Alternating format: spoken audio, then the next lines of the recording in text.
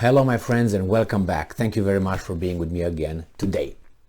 Yesterday I posted a video regarding the decision of the Biden administration to suck out of the US strategic oil reserves, I think 2 million barrels a day because of what happened with OPEC, which they cut 1 million barrels a day production, therefore flicking Mr. Biden over his half-dead nose. And that shows us how great the US diplomacy works. It works only when they have a grenade in their hand. That's how it works. You're gonna do it? Are you gonna do it? Gonna do it? That's how it works. Boom, in case you don't do it, he's gonna give you a little present. And unfortunately, the reserves obviously are like, let's say, yours or mine or whomever has such a thing, a saving account. It's a saving account where you saved for dark days. And now it's a dark day. It seems we got in that dark day by the decision made by these weasels, and now they tap into this and they think that they will solve that, but that's gonna be gone. It's like you're a peasant. You know, in the old days, you put things in your little basement and you say, okay, the winter is coming, so you're gonna go downstairs and pick up whatever you saved during the year. But that's gonna end. And then if you're not gonna produce anymore, you're gonna be starving. So here the same thing. At one point, you gotta replenish those reserves. If you don't have a good policy, then those, after they dry, what are you gonna do? You're gonna be at the everybody else is, unless you're gonna use the grenade, and what's gonna happen then? So let's see how bad things are. So this article comes from Sputnik, and it's from today, which is what, the 7th of October 2022. By the way, today is Vladimir Putin's birthday. I guess happy birthday, right? So, US strategic oil reserves hit lowest point in decades. The Biden administration ended up tapping the US oil reserve after gas prices in the country started rising amid the sanctions imposed by Washington on Russian energy exports. US President Joe Biden's actions this year have resulted in a severe depletion of the United States strategic petroleum reserve as Washington strives to manage gas prices in the country. Last week, the U.S. emergency oil reserves had only 416.4 million barrels, which is the lowest level since 1984. 416 out of, I think it's 714. All right, so it's 300 million barrels short. So that's almost halfway. And the United States started tapping in those for the next 6 months, I think in April or something like that, 1 million barrels a day. That's when they started. And then they extended, I think for another 3 months or something. And now they want to do it differently. They want to suck more, not only 1 million barrels a day, they want to do 2 million barrels a day. That's what I read in an article. Now they're going to say something else.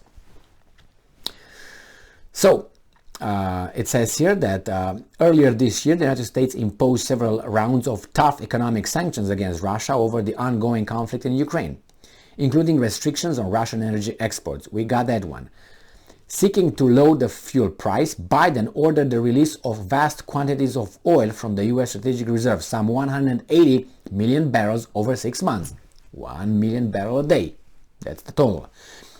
With the White House announcing that it plans to release an additional 10 million barrels in November. What? In one day?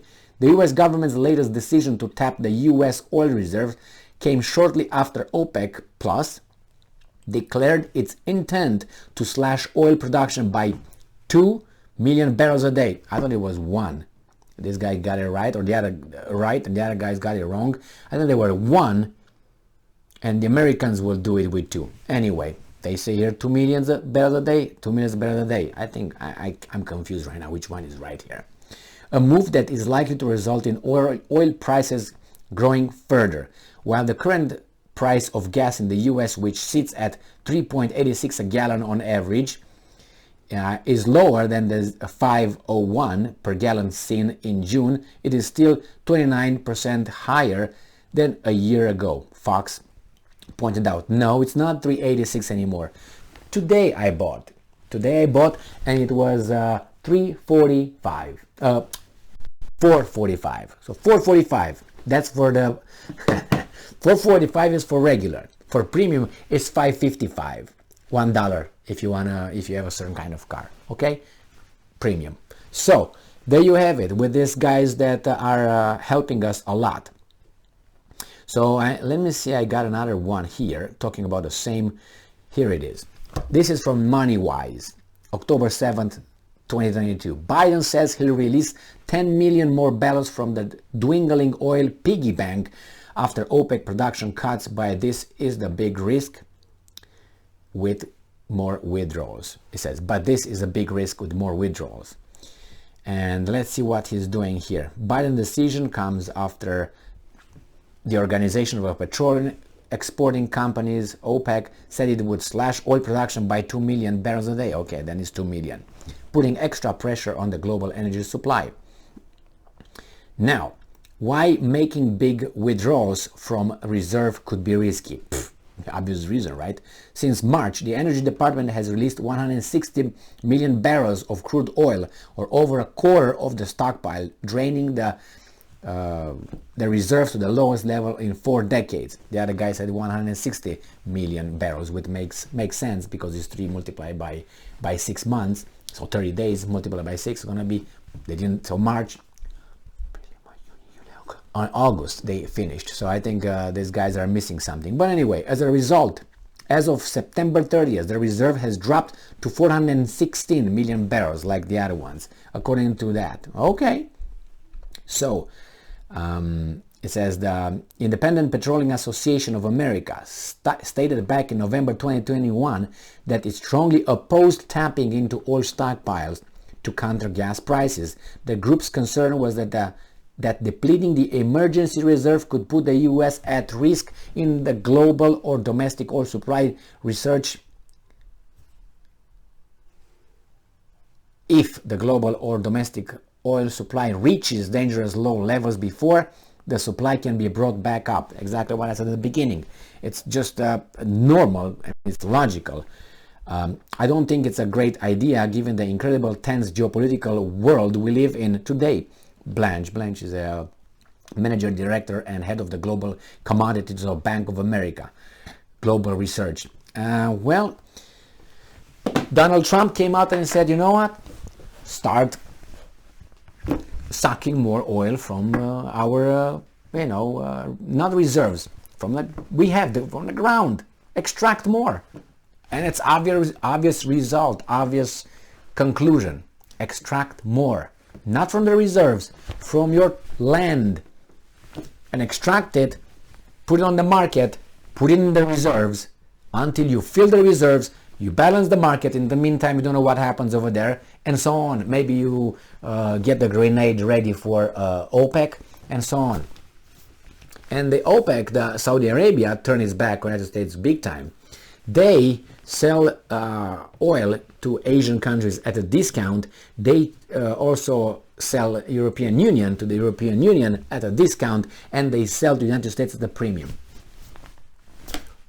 And Biden was over there and he bumped fists, what's his name? Mohammed bin Salman. Excellent diplomatic move. And where is that weasel, Blinken here? It's unbelievable, man. With those clowns over there, we're gonna get in trouble.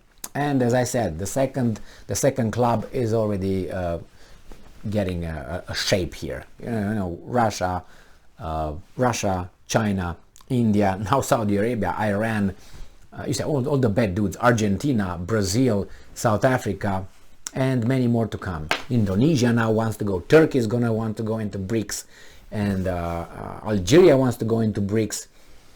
So it's a lot of countries, they come together, and these guys are trying to use grenades, but they don't have too many grenades for each country, and they don't have such a big grenade to throw it in the middle of them. So the little grenade they have to make sure they throw it at the most important at this point was Russia. But it's China, that's India. They don't have that many grain. They can't start with all of them, bullying them. We'll see. So in the meantime, these guys are doing what they do best. They use the saving account because they consume too much and are incapable of balancing what they started. Thank you very much for being with me again today. Stay strong, stay smart, look for the truth, and be just.